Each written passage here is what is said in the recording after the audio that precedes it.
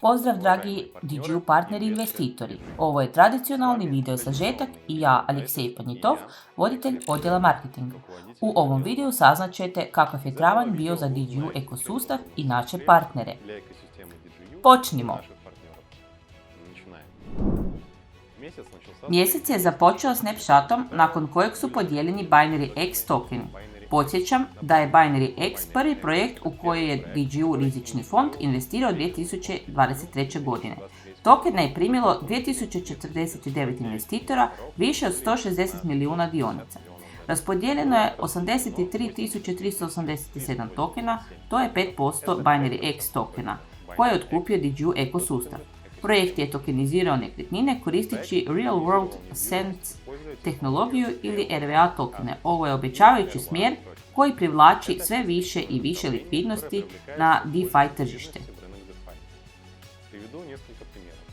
Evo nekoliko primjera. Vitalik Buterin, osnivač Ethereuma, podržava razvoj RWA i u tome vidi veliku perspektivu.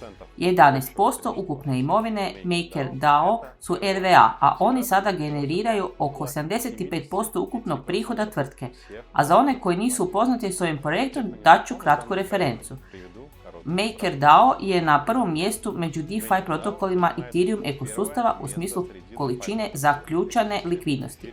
Projektni token DAI jedan je od 5 najvećih stablecoina.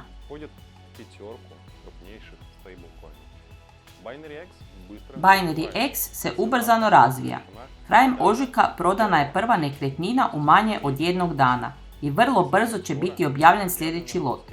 Vila na Baliju za prodaju na Binary X marketplace-u. Tehnički već je realizirana mogućnost prodaje nekretnina u 3 regije. To su Dubaj, Europa i Indonezija. A sada su te regije koje najviše obećavaju u smislu ulaganja u nekretnine. Kako bi naši partneri bolje razumjeli bit ovog projekta, Aleksej Ognjev i Aleksandar I sastali su se s CEO projekta Olegom Kurčenkom. Oleg je jednostavnim riječima govorio o povijesti projekta, ciljevima i izgledima, a također je odgovorio na pitanja koja su se pojavila. Kao dio svog roadshowa u Indiji, CEO DGU Aleksej Ognjev održao je još jedan webinar na kojem je govorio o tome kako ide putovanje, o planovima rizičnog fonda i na dolazećem snapshotu. 2 projekta odjednom, EIVA i Binary X. Pogledajte oba webinara putem poveznice u opisu. Od 12. do 15. travnja CSPO DGU Aleksandar I sudjelovao je na najvećem svjetskom Web3 događaju, Web3 festivalu u Hong Kongu. Web3 festival okupio je preko 300 govornika, vodeće fondove rizičnog kapitala i Web3 projekte, uključujući tržišne lidere kao što su Binance, Chainlink Labs, OKX i drugi. Posjećujemo tako značajne događaje jer otvaraju nove mogućnosti za razvoj našeg rizičnog fonda i postojećih projekata. Prijeđimo na projekt EIVA. U travnju se radilo na ulasku u komercijalni mainnet, što će ujedno biti i završni događaj kruga privatnog ulaganja. I u tom pogledu projekt je dodijelio svoje NFT-ove DGU ekosustavu kao bonus za svog prvog investitora Presida. Napravili smo snapshot i distribuirali 100 NFT-a i 250.000 tokena. Maksimalno prikupljanje tokena bilo je 36.535 EIVA. Netko ima veliku sreću. Projekt je također sklopio partnerstvo i potpisao Memorandum of Understanding MOU s projektom ASPIS.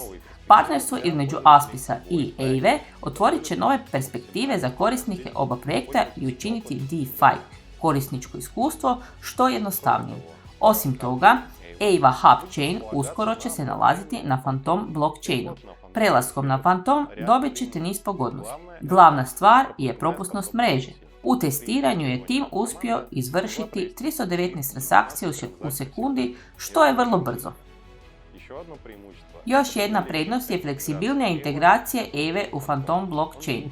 Bolje ispunjava zahtjeve projekta kao DEX.